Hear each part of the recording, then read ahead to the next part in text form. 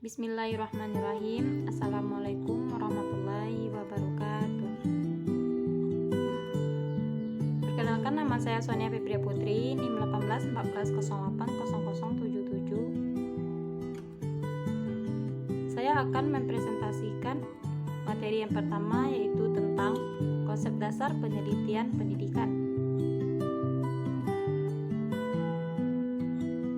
Yang pertama, menjabarkan pola berpikir ilmiah dan non-ilmiah. Berpikir ilmiah adalah berpikir secara logis dan empiris. Logis adalah masuk akal, dan empiris adalah dibahas secara mendalam berdasarkan fakta yang dapat dipertanggungjawabkan. Selain itu, menggunakan akal budi untuk mempertimbangkan, memutuskan, dan mengembangkan. Berpikir merupakan sebuah proses yang membuahkan pengetahuan. Sedangkan berpikir non-ilmiah yaitu kegiatan berpikir yang dilakukan oleh seseorang yang hanya menggunakan akal sehat, perasaan, dan prasangka. Berpikir non-ilmiah merupakan kegiatan berpikir yang dilakukan dengan intuisi yang kebenarannya diperoleh secara kebetulan tanpa melalui proses pengumpulan data.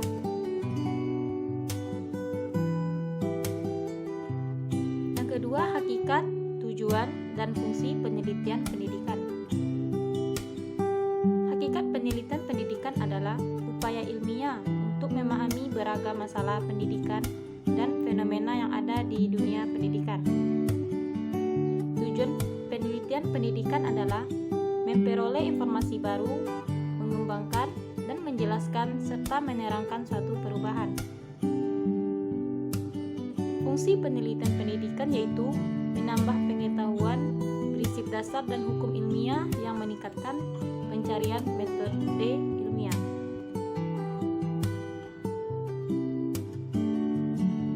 Selanjutnya, jenis-jenis penelitian dalam bidang pendidikan.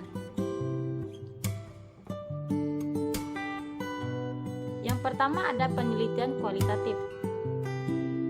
Kualitatif adalah tradisi tertentu dalam ilmu pengetahuan sosial yang secara fundamental bergantung pada pengamatan pada manusia. Yang kedua, penelitian kuantitatif. Kuantitatif adalah metode penelitian yang banyak menggunakan data angka dengan segala bentuk analisisnya. Yang ketiga, penelitian eksploratif, yaitu jenis penelitian yang bertujuan untuk menentukan sesuatu yang baru. Yang keempat, penelitian historis. Penelitian historis adalah penelitian yang berhubungan dengan sejarah. Yang kelima, penelitian deskriptif, yaitu sebuah penelitian yang memaparkan sebuah situasi atau peristiwa. Penelitian eksperimen merupakan metode penelitian yang menguji suatu cara teori terhadap satu penyelesaian masalah. Penelitian korelasional yaitu penelitian yang berusaha menghubungkan atau mencari hubungan antara satu variabel dengan variabel lainnya untuk mengetahui kekuatan hubungan antara dua variabel tersebut. Penilaian tindakan kelas atau PTK. Dalam penelitian ini memiliki 4 tahapan penting. Yang pertama, perencanaan, pelaksanaan, pengamatan, dan refleksi. Dan yang terakhir yaitu penelitian survei. Penelitian ini yaitu sebuah penelitian atau penelitian tentang kelompok besar melalui penelitian langsung dari sampel kelompok tersebut. Tujuan penelitian survei ini untuk memahami dan meneliti tentang karakteristik dari sebuah kelompok yang hendak diteliti atau populasi dengan meneliti sebagian sampel dari kelompok populasi tersebut yang disebut dengan sampel.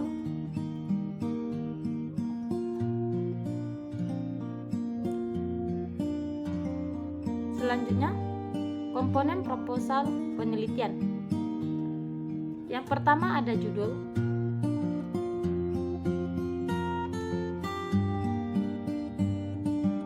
Judul penelitian hal ini diperlukan untuk penulisan judul. Yang pertama, mencerminkan tema. Yang kedua, singkat tetapi jelas. Yang Yang ketiga, menarik dan mampu memberikan kesan pokok kepada pembaca agar seluruh isinya dapat diteliti sendiri. Yang kedua, latar belakang. Latar belakang yaitu menjelaskan mengenai alasan mengapa masalah tersebut perlu diteliti. Alasan perlu didukung oleh suatu literatur tentang penelitian yang telah dilakukan sebelumnya, serta fakta berupa data empiris yang menunjukkan adanya masalah. Yang ketiga, rumusan masalah. Rumusan masalah adalah pertanyaan-pertanyaan yang perlu dicari jawabannya melalui penelitian. Tujuan penelitian yaitu sesuatu yang ingin dicapai atau diketahui melalui penelitian. Manfaat penelitian akan diperoleh dari hasil penelitian baik secara teoritis maupun secara praktis bagi berbagai pihak-pihak terkait. Tinjauan pustaka. Yang pertama ada deskriptif teori dan penelitian yang relevan. Yang kedua, kerangka teori dan kerangka konsep. Dari kerangka teori yang merupakan gambaran pola hubungan antara variabel atau kerangka konsep yang akan digunakan untuk menjawab masalah yang diteliti. Yang ketiga atau C, hipotesis penelitian. Hipotesis penelitian merupakan jawaban sementara terhadap masalah yang telah dirumuskan, di mana hipotesis tersebut masih membutuhkan pengujian. Selanjutnya yang H, metode penelitian. Metode penelitian merupakan prosedur pelaksanaan penelitian. Yang ada di dalamnya yaitu yang pertama, rancangan penelitian. Yang kedua, subjek penelitian. Yang ketiga, variabel penelitian. Yang keempat, teknik pengumpulan data. Yang kelima, instrumen penelitian. Yang keenam, teknik pengolahan data. Selanjutnya, jadwal dan lokasi penelitian. Jadwal penelitian bagian ini menjelaskan rencana kegiatan penelitian mulai dari tahap persiapan, pelaksanaan, atau pengumpulan, pengolahan, dan analisis data, hingga penyerahan akhir laporan hasil penelitian. Selanjutnya, daftar pustaka. Bagian ini berisi dari daftar referensi, buku, laporan, jurnal, artikel yang digunakan selama penulisan proposal penelitian, mencakup nama, tahun publikasi, judul referensi serta alamat website, dan tanggal akses untuk referensi yang akan diperoleh secara online. Selanjutnya, yang kelima, tahapan dalam penelitian. Yang pertama, yang A, ada tahapan persiapan. Pertama, menentukan pokok bahasan. Yang kedua, identifikasi masalah. Yang ketiga, survei lokasi. Dan yang keempat, melakukan perizinan. Yang B, tahapan pelaksanaan. Yang pertama, melakukan tes awal. Yang kedua, memberikan treatment kepada kelas penelitian. Dan yang ketiga, melakukan fast test. C, tahapan akhir. Yang pertama, analisis data. Yang kedua, uji hipotesis. Yang ketiga, penarikan kesimpulan.